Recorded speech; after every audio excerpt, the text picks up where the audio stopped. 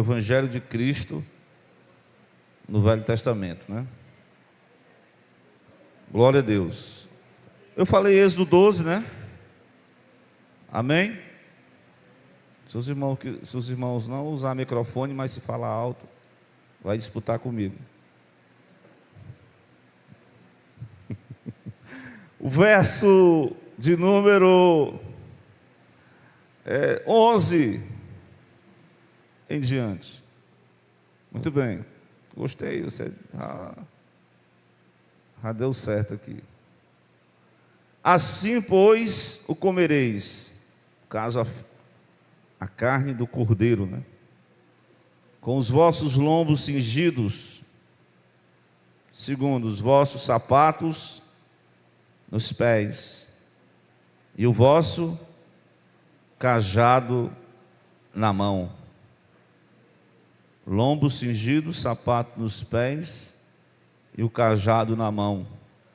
E o comereis apressadamente. Esta é a Páscoa do Senhor. E eu passarei pela terra do Egito esta noite e ferirei todo o primogênito na terra do Egito, desde os homens até os animais, e sobre todos os deuses do Egito farei juízos. Eu sou o Senhor. Versículo 13. E aquele sangue vos será por sinal nas casas em que estiverdes. Vendo eu o sangue, passarei por cima de vós, e não haverá entre vós praga de mortandade, quando eu ferir a terra do Egito. E este dia vos será por memória. Louvado seja Deus. E celebrar-lo-eis por festa ao Senhor. Nas vossas gerações o celebrareis por estatuto perpétuo. 7 dias comerei pães asmos. Primeiro dia tirareis o fermento das vossas casas, porque qualquer que comer pão levedado, desde o primeiro até o 7º dia, aquela alma será cortada de Israel. Muito bem. Os irmãos acompanharam a leitura? Amém? Vamos fazer só mais uma oração. Pai de amor e de misericórdia, estou aqui lendo esse texto.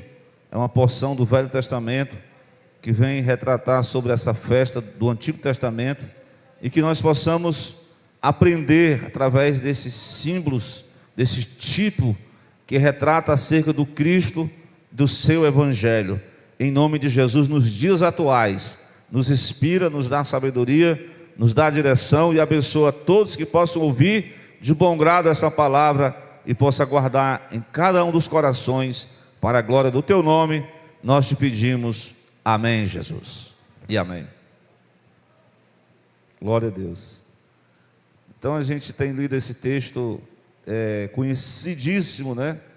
É o Êxodo do Antigo Testamento, quando uma família, começando lá em Gênesis, adentra e vem com 70 almas, e o tempo foi passando, as gerações. Daqui a pouco, né, sempre vai ter um momento, se fosse tudo do mesmo jeito, né? Quando a gente começa, mas sempre tem uma mudança, né, na vida, né? De repente surge um faraó que não era da dinastia dos semitas e começa a colocar um braço de ferro contra aquele clã, aqueles 12 filhos, que de 12, uma família de 70 já se reproduziu, se multiplicou em torno de mais de 400 anos, e aí começa uma grande perseguição. E a gente conhece essa história porque o Êxodo, ele está assim, bem retratado nos filmes, né? nas literaturas e na Bíblia, né? A história de Moisés é tremenda, né? Lá no livro de Hebreus, acho que é no capítulo 11, versículo 28 ao 29, diz que pela fé o Moisés celebrou a Páscoa, 28. Aí ele diz que ele, pela fé, foi pela fé mesmo, a aspersão do sangue, né? Para que o destruidor dos primogênitos não fosse morto. Louvado seja Deus. Então, a história de Êxodo vai tratar sobre o registro da saída, né, da libertação. Eu posso dizer que foi um novo começo. Novo começo do povo de Israel. Glória a Deus. Então, inicialmente, a gente conhece a história, né, a partir do capítulo 3, quando Deus chama esse mesmo Moisés e dá o envio, a missão para ele. E agora ele está defrontando ali com o faraó.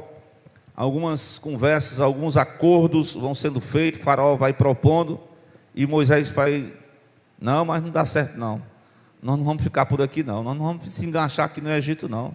Não dá para servir a Deus no Egito não. Nós vamos sair do deserto adentro e nós vamos fazer uma celebração no deserto. E o discurso foi se avolumando, e a proporção que se discutia, os irmãos sabem, né? Deus mandou cada coisa interessante. Piolho. Tá vendo o negócio? Piolho, mandar piolho. Mandou mosca, as varejeiras no Egito. De repente o homem ia tomar um banho, o rio, como estava marcado pelo sangue dos hebreus, né? Os machos, né? Eram lançados no rio Nilo. Deus tornou a água do Nilo em sangue. Daqui a pouco o faraó estava... Interessante que vocês vão ver que Paulo vai citar isso no Novo Testamento, que Paulo vai dizer que da mesma forma como os dois feiticeiros de faraó, por nome Janes e Jambre, eles combateram contra Moisés. Moisés jogou o cajado se transformou numa serpente, e eles fizeram o mesmo. Mas chegou um momento que eles não conseguiram mais reverter a situação. Ele disse: isso aqui é o dedo de Deus, é a mão de Deus, né? É o dedo de Deus, na verdade. E eles foram até afetados por caiu uma enfermidade sobre o corpo deles, e ficou aquela ferida aberta, e foi terrível. Mas a proporção que eles Deus ia mostrando o poder dele no Egito, e o faraó ia só fechando o coração. Obrigado aí, Gilmar. E Deus, na verdade, Deus estava... eu lembro uma vez um rapaz muito incrédulo, né? No trabalho. Aí ele disse assim: isso ficou marcado porque o nome dele de guerra, até o nome dele lá era o mesmo meu, né? O meu sobrenome, né? O Almeida, né?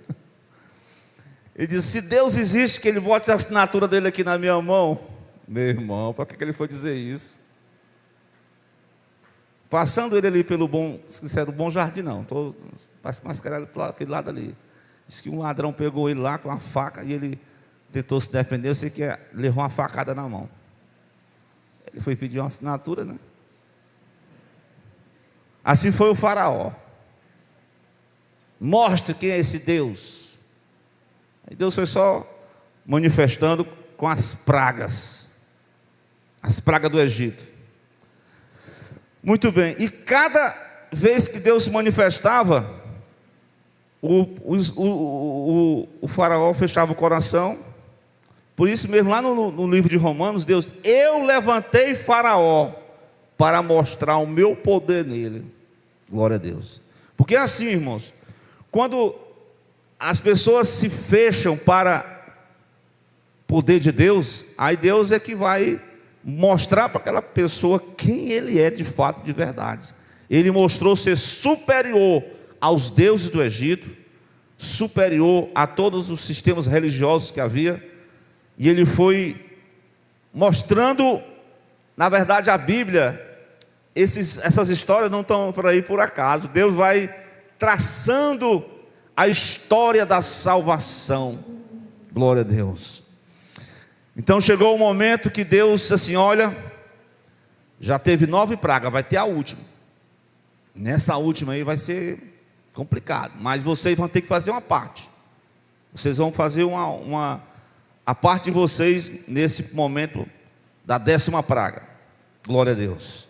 Então, aí Deus estabeleceu aquela festa chamada a festa da Páscoa. Os irmãos sabem que essa passagem, né, é uma passagem que a gente comemora muito no aquele mês, acho que é lá em abril, né, onde as pessoas até trocam o cordeiro pelo coelho, né?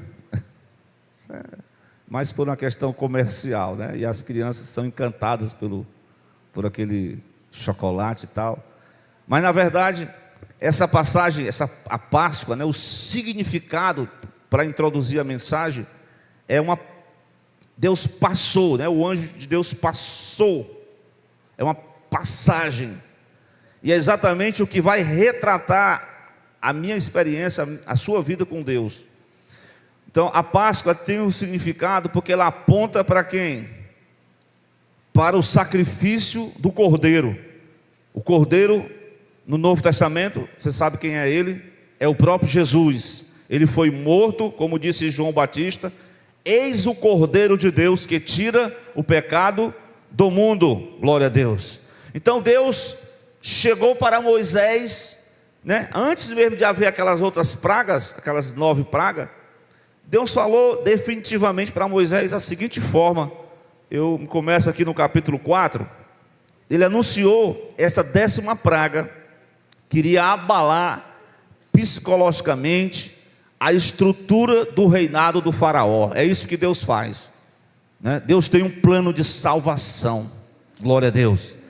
Mas ele mostra, a Páscoa vai mostrar a necessidade do ser humano de ser salvo na pessoa de Jesus.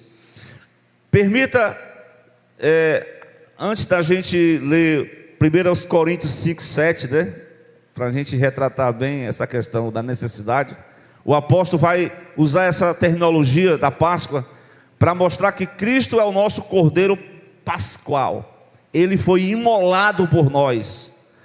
Nós temos a convicção de que nós somos necessitados da salvação. Amém? Nós somos carentes de Jesus, viu? Se você em algum momento se sentir independente, está na hora de você voltar de novo, começar tudo de novo. Glória a Deus. Reconciliar com Cristo e continuar numa vida de dependência. Louvado seja Deus. Se o irmão puder colocar 1 Coríntios 5, 7, vai mostrar Cristo, o nosso Cordeiro Pascual, aquele que foi sacrificado por nós, para mostrar que o homem e a mulher precisam dessa salvação. Louvado seja Deus, né? Paulo vai dar exortações, mas no final ele disse: Cristo, nossa Páscoa, ele foi sacrificado por quem? Por cada um de nós. Então nós somos necessitados da salvação.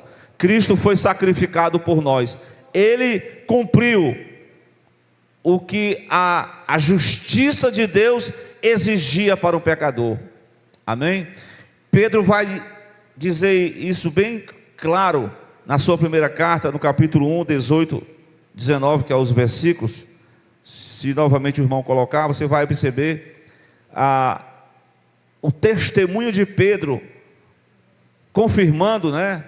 Confirmando que Cristo é o nosso Cordeiro que foi morto na cruz do Calvário. Glória a Deus. E aqui já está assim tipificamente mostrado, né, no Velho Testamento, a história, a Páscoa aponta para a nossa salvação. Glória a Deus. Amém? Os irmãos não encontrou não, né? Eu vou aqui na 1 de Pedro, capítulo 1, certo? Verso 18 e 19. Essa é uma passagem que está no Novo Testamento, né? Mas vai andando lado a lado com o Êxodo, a questão do sacrifício da Páscoa.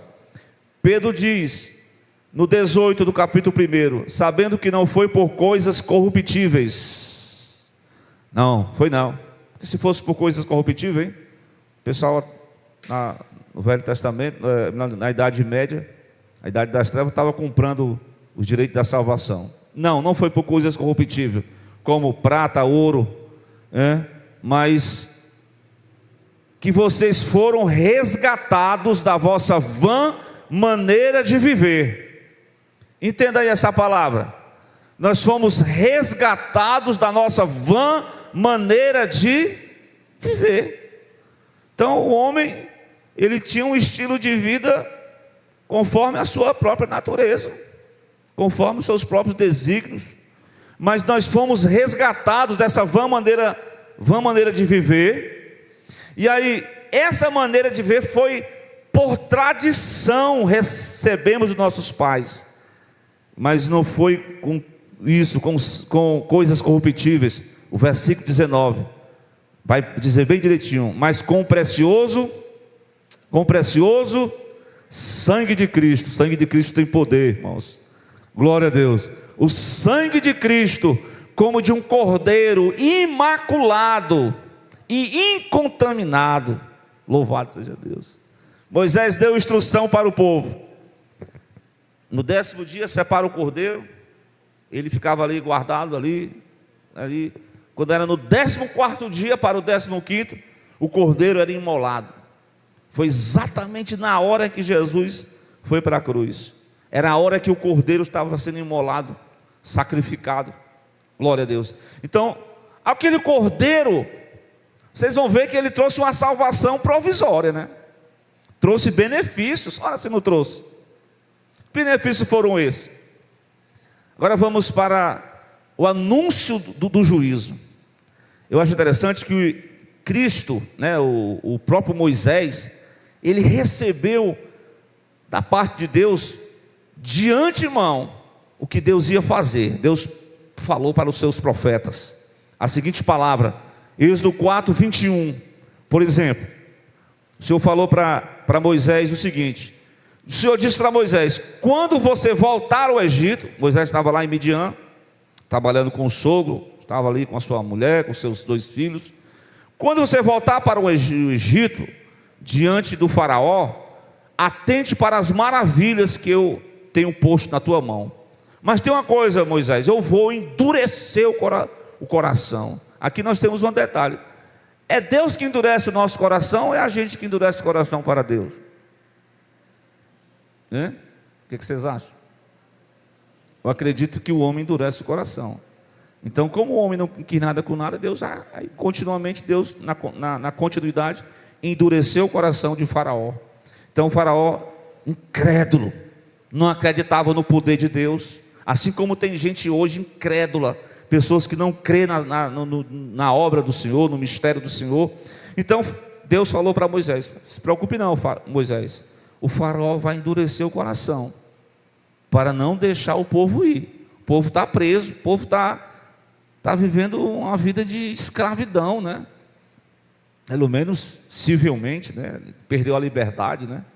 Mas não se preocupe não. O Senhor falou assim para Moisés: assim dirás a Faraó, assim diz o Senhor, versículo 22, Israel é o meu filho, Israel é o meu filho, o meu primogênito. Glória a Deus. Então, quando as pessoas, né, Israel era uma nação que estava ali sendo preparada, Deus, ele é o meu filho, o meu primogênito. E no versículo 23, eu tenho te dito, deixa aí o meu filho, para que me sirva. Mas se tu recusar, se tu não deixá-lo ir, olha o que Deus disse, hein? Matarei o seu filho, o teu primogênito. Aqui já foi de antemão, Deus já traçou: olha, se você não liberar o meu povo, o meu filho, eu vou matar o seu filho. Não somente o filho dele, mas os filhos dos oficiais, dos egípcios, dos escravos, até dos animais. Glória a Deus. Mas entenda, irmãos, Deus, a salvação que Deus prometeu para o povo de Israel, teve alguns benefícios aqui, né? E um dos benefícios foi exatamente isso. Qual foi o benefício maior que esse povo recebeu de Deus? Se livrou. Toda a casa havia mortandade, sim ou não? Mas na casa dos egípcios teve morte? Teve morte na casa dos hebreus? Teve ou não teve? Teve. Quem foi que morreu? O cordeiro. O cordeiro foi morto. Foi morto para quê? Para que livrasse o primogênito. Alguém assumiu, substituiu o lugar do primogênito. Quem? O animal indefeso. E esse animal apontava para quem? Para o Cristo. Ali foi um livramento de morte, livramento do juízo de Deus. E Deus colocou o plano em ação. Irmão, Deus é amor, irmão. Deus não vai mandar ninguém para o inferno, não. E heresia. Deus não, o inferno, diz a Bíblia, foi preparado para quem? Para o inimigo. Mas se os homens recusam os benefícios da salvação, não querem se livrar da condenação do pecado e da morte, não estão nem aí para as palavras de Deus, vão sofrer as consequências. Sim ou não? Claro que sim. Vamos para o Êxodo 12. Deus falou assim: eu vou passar pela terra do Egito esta noite, do 14º para o 15º dia do mês de Abibe, primeiro mês ali que foi dado o início. E eu vou ferir os primogênitos da terra do Egito, desde os homens até os animais.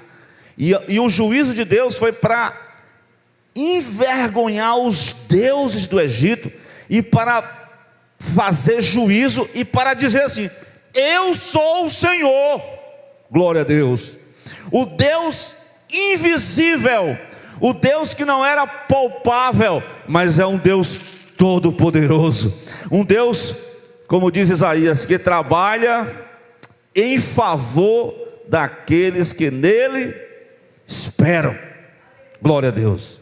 Então Faraó recusou os filhos de Israel, fizeram a parte dele, separaram o cordeiro, guardaram o cordeiro no 14º dia. Aí tinha uma família que não podia, né? Tinha condições, né? Aí, irmão, vamos se unir aqui, a gente aqui, vamos fazer aqui um assado do cordeiro. Tinha que assar e comer tudo. Interessante, né? A mensagem de Êxodo, né? Vai mostrar os benefícios da salvação através do Cordeiro de Deus. Ele nos livra da condenação do pecado, como Jesus falou para os religiosos na semana passada em Mateus 23, eu citei essa passagem.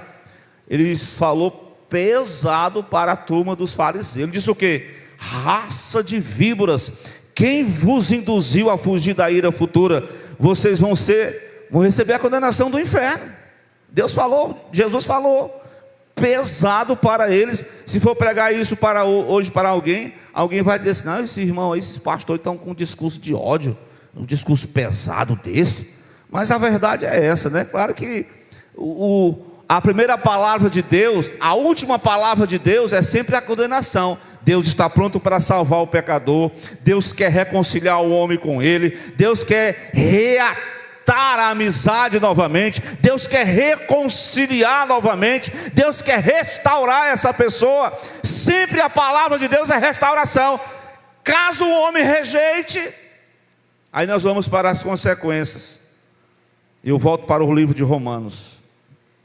Interessante, Romanos capítulo 2, o versículo de número 5 a 11. Vou ler esse texto com vocês, para mostrar que a salvação, quando a gente recebe Jesus, quando a gente recebe a graça, recebemos justificação, recebemos perdão, recebemos uma nova vida, passamos da morte para a vida, passamos das trevas para a luz, passamos do poder de Satanás para o domínio de Cristo. Amém? Glória a Deus.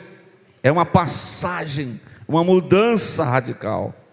Mas o apóstolo vai mostrar no capítulo 2 de Romanos, versículo de número 5, A rejeição da salvação, daqueles que não querem desfrutar dos benefícios da salvação. O que diz a palavra de Deus nessa noite? Diz assim, segundo a tua dureza do teu coração que não quer se arrepender, né? Impenitente, entesouras ira para ti no dia da ira e da manifestação do juízo de Deus. O apóstolo Paulo mostra aqui as consequências do pecado quando o homem rejeita o plano da salvação. Coração que não quer se converter, entesoura ira para ti no dia da ira e da manifestação do juízo de Deus. Veja bem, o versículo diz que, no versículo 6, que Deus recompensará a cada um segundo as suas obras. Glória a Deus. Claro que a salvação não é pelas obras, né? Entenda bem. Cristo salva o pecador pela graça, pela misericórdia. São os benefícios da salvação. A Páscoa mostra os benefícios da salvação de forma tipificada, simbolizada, né? E aqui nós vemos na prática que Deus não faz acepção de pessoa. No versículo de número 7, diz o apóstolo que Deus vai dar a vida eterna. Pense no benefício abençoado, a vida eterna, glória a Deus.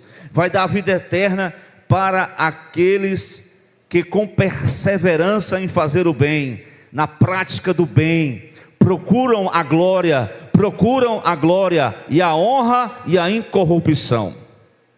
Aqui são aqueles que abraçaram a salvação, que creram no Cordeiro de Deus, amém? Glória a Deus. Eis aí o Cordeiro de Deus, Cristo. Acreditaram, estão sendo beneficiados com todo esse pacote de benefícios, né? Vida eterna, perseveraram em fazer o bem, procuraram a glória, a honra, a incorrupção. Mas no versículo 8, indignação e ira sobre aos que são contenciosos e, que mais? Desobedientes. Meu Deus do céu. Já pensou se os filhos de Israel, Moisés deu a dica: pessoal, vocês vão se reunir, vão fazer um culto devocional nas casas de vocês. O que mais? Vão separar um cordeiro. Vocês vão no 14º dia fazer um sacrifício. Mas se tiver uma família pequena, se reúna os vizinhos. E o que mais? Sacrifica o cordeiro, faça um assado no fogo e pegue uma porção do sangue do animal e coloque aonde? Marque as portas de vocês. Pronto. O que mais? Faça isso. Se o povo não tivesse obedecido, o que ia acontecer? Ia morrer o primogênito, ia sofrer consequências. Da mesma forma, se o homem não se render ao Evangelho de Jesus, se o homem e a mulher não aceitar o Cristo da cruz, se o homem rejeitar o plano da salvação, a Bíblia diz aqui, indignação e ira aos que são contenciosos, aos que são desobedientes à verdade e obedientes à iniquidade. Interessante. Tem gente que é desobediente à verdade, mas é obedientezinho à iniquidade, né? É um contraste aí, né? Mas o versículo 9 diz: tribulação e angústia sobre toda a alma do homem que faz o mal, primeiramente do judeu como também do grego. Glória, porém, e honra, versículo 10, eu já estou concluindo essa leitura. Honra e paz a qualquer pessoa que faz o bem, primeiramente do judeu e também do grego. Na salvação não há acepção de pessoas. Deus quer salvar a todos. Glória a Deus. Deus quer promover a salvação do perdido pecador. Há benefícios de Deus para o homem e para a mulher, seja do judeu, seja do grego, seja de qualquer tipo de pessoa. O propósito de Deus é alcançar o perdido. O propósito de Deus é sarar o coração do homem e da mulher. O propósito de Deus é trazer esses benefícios à tona. Deus não quer jamais que o homem sofra as consequências do pecado. Deus quer que o homem se arrependa, que o homem se converta, que o homem entregue sua vida a Jesus, porque Deus tem a salvação, porque o Cordeiro de Deus, Ele não somente passa, Ele remove, Ele limpa, Ele purifica de todo o pecado. Glória a Deus. A Páscoa vai mostrar isso, irmãos. Todo o desenho já estava simbolizado o que iria acontecer no Novo Testamento nos dias atuais, né? Mas enfim, a Páscoa mostra a minha necessidade que eu tenho de ser salvo, os benefícios, as consequências. Mas ela também vai mostrar, eu quero mostrar pelo menos 3 modos da vida dos salvos. 3 modos de como os salvos em Cristo devem viver. Os que creem em Cristo, os que acreditam no Cordeiro de Deus, tem alguém aqui, amém? Devem ter uma vida distinta em meio a uma geração corrompida e perversa, como diz Filipenses capítulo 2, versículo 15. Glória a Deus. Passou da morte para a vida, passou das trevas para a luz, amém? Passou, já era do mundo, não volte mais para o mundão não, irmão. Não vá fazer nenhuma viagem lá no mundo. Fique nos pés de Jesus, mesmo que esteja difícil, porque o pão, o cordeiro tinha que ser comido, né? Com ervas amargas, para relembrar o sofrimento que eles tiveram lá. E tem hora que a gente tem que tem cada coisa que a gente tem que enfrentar, mas tem que perseverar, irmão. Não pode desistir não, irmão. Glória a Deus. O que diz Filipenses 2:15? Vocês são... Eita, que parece ser uma palavra assim de empolgante, né? Para quem quer aparecer. Tem alguém que quer aparecer? Deixe Jesus aparecer na tua vida, irmão. Ei, não é você que vai aparecer, não. Faça como o homem de Deus disse, né? Importa que eu cresça, não é verdade? É que eu cresça. Quem que tem que crescer, irmão? Pelo amor de Deus, irmão. Importa que Ele cresça. Ele, o Cordeiro de Deus. Quem é você? Eu sou apenas a voz que clama no deserto. Eis aí o Cordeiro de Deus. Mas vamos para o modo de viver da vida daqueles que creem no Cordeiro de Deus. Filipenses 2:15 diz o quê? Primeira característica que ele vai mostrar para mim e para você, que vocês sejam irrepreensíveis e pessoas sinceras. Aqui só está mostrando como é o comportamento da vida daqueles que estão em Cristo. Irrepreensíveis. Segundo, sinceros, filhos de Deus, inculpáveis, porque Cristo levou a nossa culpa, nós somos justificados por Ele. E aí veja bem, é escondido dentro de uma gruta, dentro assim de um lugar velado, fechado, não. Ele diz assim, ó, é no meio, né, no recôndito, num lugar totalmente só. Aqui eu não vou ver nada, eu vou ficar aqui só eu e Jesus, não. Ele diz que você tem que aparecer a seu testemunho, né? Os que creem no Cordeiro, tem que ter uma vida distinta. É no meio da geração, olha a geração, corrompida e perversa. E vocês têm que resplandecer como verdadeiros astros do mundo, como luz do mundo e sal da terra, no dizer de Jesus. Malaquias diz que vereis a diferença entre o que serve e o que não serve a Deus. É isso que o procedimento da vida daqueles que creem no Cordeiro de Deus. Eles vivem uma vida distinta, glória a Deus.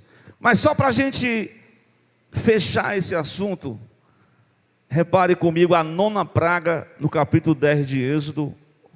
Qual foi a 9ª praga? Só para a gente relembrar aqui. Vocês lembram?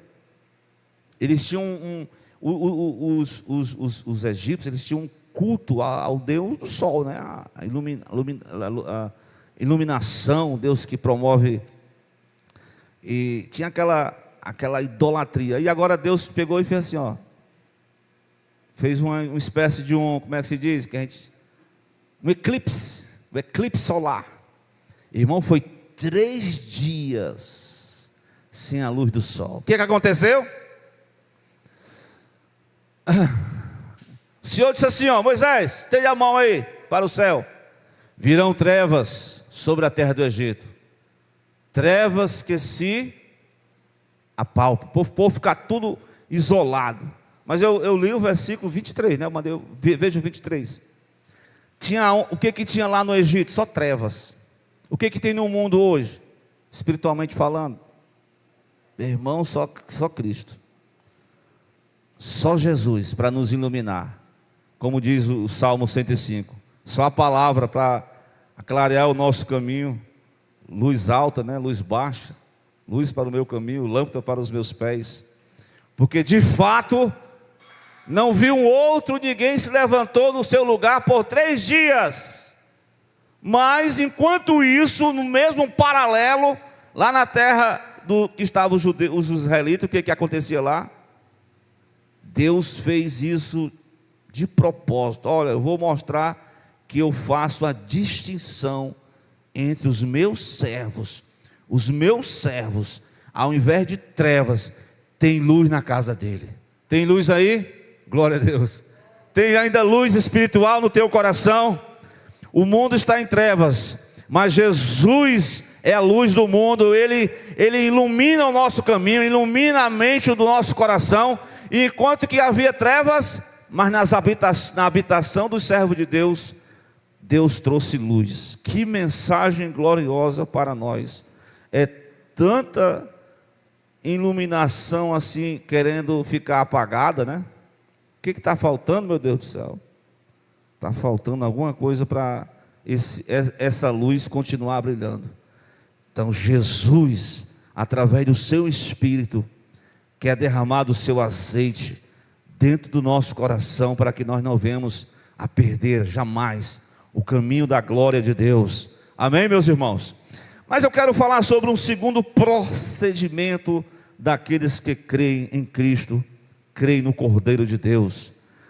Segunda coisa que eu quero destacar nesta noite, além de você ter uma vida distinta, amém?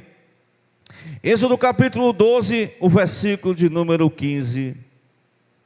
Porque, veja bem, a festa da Páscoa, ela era feita no 15º dia, certo?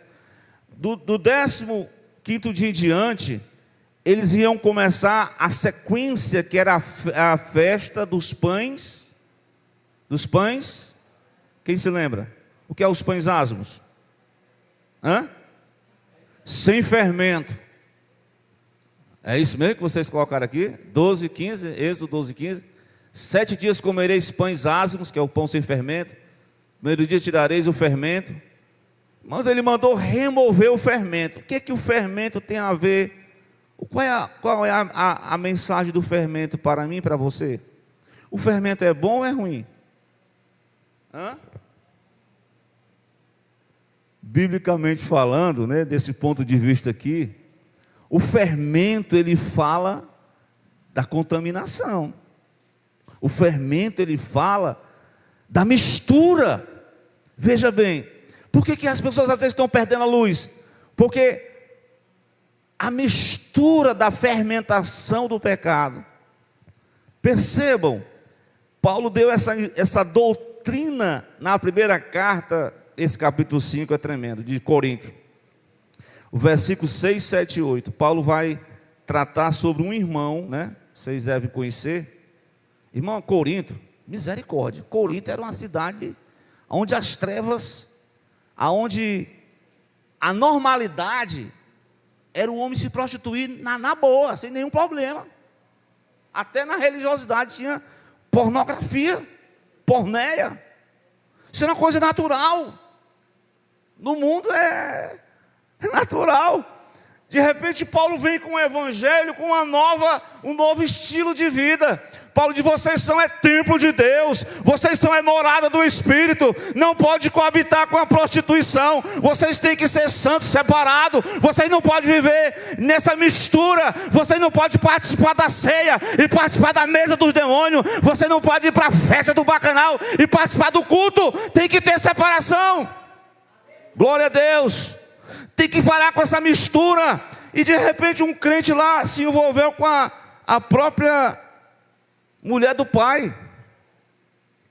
Aí Paulo vai dar uma doutrina e diz: olha, meus irmãos, com todo amor e carinho, seja as minhas palavras, né?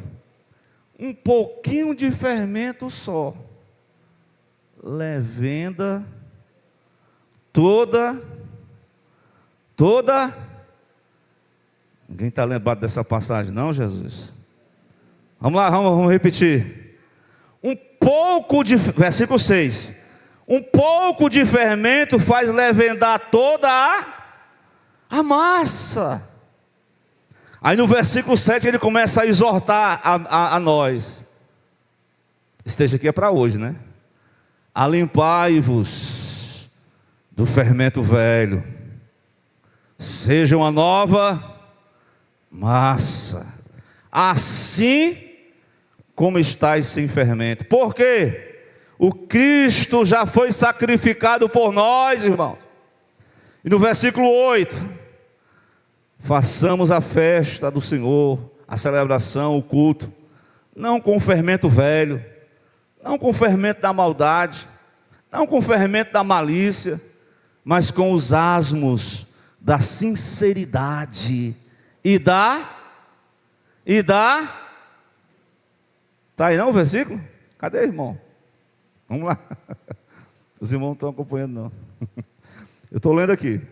Os asmos da sinceridade, versículo. Qual é o versículo que eu citei? 8. E da verdade. Por essa carta eu já tenho vos escrito: não vos associeis com aqueles que se prostituem. Aí depois ele vai falar, né?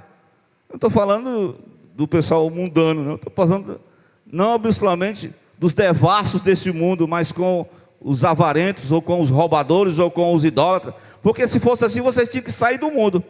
Mas agora escrevi que não vos associeis com aquele que se diz ser irmão, mas é um devasso, é um avarento, é um idólatra, é um maldizente, é um beberrão, é um roubador. Com o tal nem ainda com mais, porque que tenho eu em julgar também os que estão de fora? Não julgai vós os que estão de dentro, mas Deus julga os que estão de fora. Tirai por dentre vós este iníquo. Então Paulo pegou pesado aqui com o povo aqui da carta dos Coríntios. E o próprio Cristo falou desse tal do fermento. Pelo menos 3 fermentos ele falou. Não sei se vocês tentam lembrar aí depois, mas Jesus advertiu os discípulos sobre o fermento da hipocrisia, que é os fariseus, fermento da incredulidade, do ceticismo, que é os saduceus, e o fermento daquele que está tudo misturado, mundanismo, secularismo, tudo junto, é o fermento de Herodes. Cuidado com esses fermentos. Tem muita gente fermentado com a pornografia, fermentado com a hipocrisia, fermentado com o ceticismo, fermentado com o secularismo, fermentado com o mundanismo. A Escritura diz: limpai-vos do fermento velho, para que sejais uma nova massa, uma nova criação, uma nova criatura, uma novidade de vida. Glória a Deus. Vamos concluir. Amém? Quem está comigo com essa palavra? Só para a gente concluir, o versículo 11 do capítulo 12. Primeiro diz que os que creem no Cordeiro de Deus devem ter uma vida distinta em meio à geração corrompida e perversa. Segundo, eu afirmei que os que creem em Cristo devem ter uma vida separada de toda mistura. Cuidado com a fermentação. E em terceiro lugar, os que creem em Cristo devem cada dia se preparar. Meu Deus, para quê, irmão? Como é que os israelitas deveriam comer a Páscoa? Vem com o versículo 11, Êxodo 12. Como é que eles deveriam comer a Páscoa? Vamos lá. Lembrei só do serviço, né? A gente passava 24 horas com a... Não podia tirar nem a... misericórdia. Ele diz assim, ó, primeiramente, o que é cingir os lombos? É amarrar, colocar um cinto de forma que a pessoa tivesse mobilidade para andar. Segundo, ele disse que vocês deveriam cingir os lombos. Segundo, tem que estar com o sapato nos pés. Por quê? À meia-noite, o anjo da morte ia passar no arraial dos egípcios. E a casa que não tinha feito uma aliança com o Deus, o invisível, não tinha feito o serviço ordenado por Deus, o derramar do sangue do cordeiro, colocar na porta, a morte ia adentrar, ia matar. E no desespero da vida, o faraó disse: vamos embora, eu não quero vocês aqui mais não. Aí não, eu vou me arrumar, vou fazer minhas malas, eu vou ainda me pentear, ainda vou botar meu cinto, eu vou botar ainda, procurando aqui o sapato, procurando aqui a meia. Bote logo esse sapato, essa meia, meu. Estou falando aqui naturalmente, né? Mas tem uma simbologia. E o terceiro, qual era a terceira coisa que eles iam fazer? Cajado na mão, meu irmão. Era para viajar, tem que estar pronto para viajar. E o que isso tem a ver comigo, com você agora, no cristianismo, no evangelho de Jesus? Pastor, eu vou descansar um pouquinho. Jesus ainda vai demorar muito para voltar, ainda vou dar umas curtidas ainda. Eu vou ver aquela religiosidade assim, meia morta, meia boca. Ei, irmão, os que creem em Jesus, o Cordeiro de Deus, têm que cada dia se preparar. Porque está falando de um estado de prontidão, de vigilância. Está esperando Cristo, glória a Deus. Cristo ordenou, lá no livro de Mateus, sobre a Páscoa, ele disse para os discípulos eles se prepararem, né? Fazer a preparação. Tanto a preparação para fazer a Páscoa, como ele inaugurou a ceia. Mateus 26, 18, 19, está escrito isso. Os discípulos foram, receberam a palavra. Senhor, mestre, onde é que nós vamos preparar a Páscoa? Aí o Senhor deu instruções. Faça isso, faça aquilo. Vocês têm que fazer assim e tal. Vou ler aqui para vocês, 26, 18, 19. Vem comigo para o texto. Diz o quê? Ide à cidade, a um certo homem, e diz-lhe: o mestre diz, o meu tempo está cumprido, está próximo. Em tua casa celebrarei a Páscoa com os meus discípulos. Então Jesus deu a instrução, e os discípulos fizeram o quê? Cumpriram o que Jesus mandou, e prepararam a Páscoa.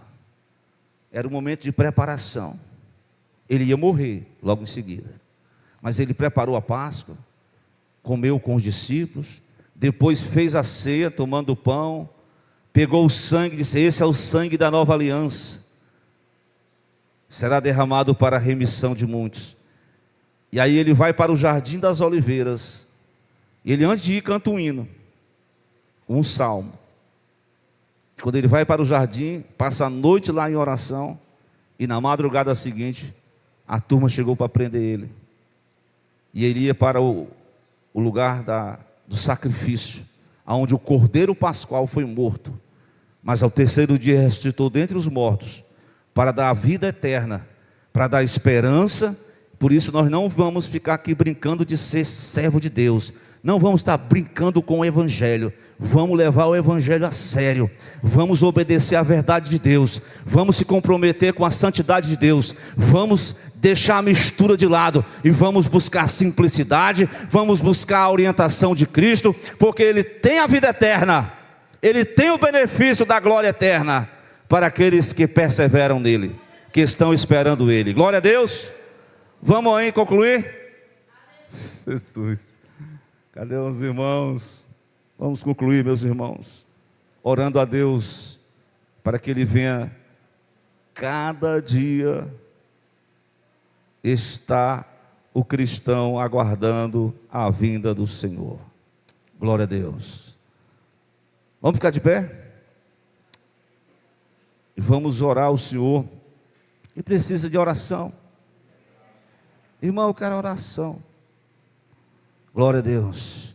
O Senhor está aqui para limpar cada um dos nossos corações, para nos fortalecer ainda mais, para nos conceder a sua graça. Glória a Deus.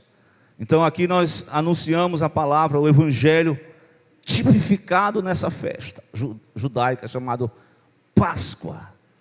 Então temos o nosso êxodo. Não sei quando é que vai concluir.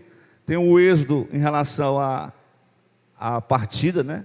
E tem o êxodo, que é o arrebatamento da igreja para o encontro do Senhor nos ares, para ali estar para sempre com o Senhor. Para isso nós precisamos estar de prontidão, não deixarmos sermos levados pelo sono espiritual, pelo o vinho da mistura deste mundo, mas pedir a Deus que Ele conceda sempre sabedoria para viver, e que a luz de Cristo resplandeça em nosso coração, e nós possamos testemunhar da graça que há em Cristo, e não deixarmos que o comodismo, que a negligência venha dominar os nossos corações. Vamos orar? Eterno e bondoso e Pai celestial, Pai de nosso Senhor e Salvador Jesus Cristo, que vive e reina para sempre, muito obrigado pela Tua palavra.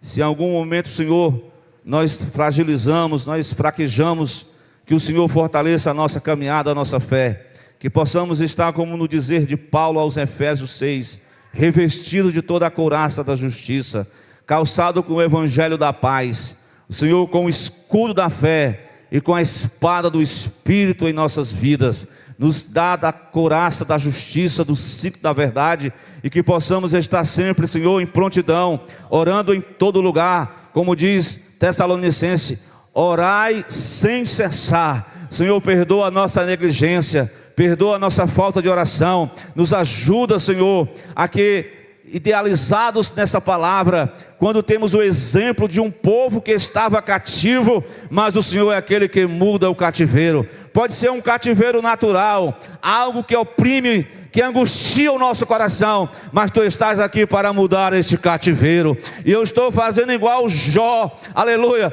orando pelos seus irmãos, companheiros, e na oração Deus muda o cativeiro, vira o cativeiro dessa pessoa, que haja uma transformação, que haja uma mudança, que haja, Senhor, um aperfeiçoamento, que haja um renovo.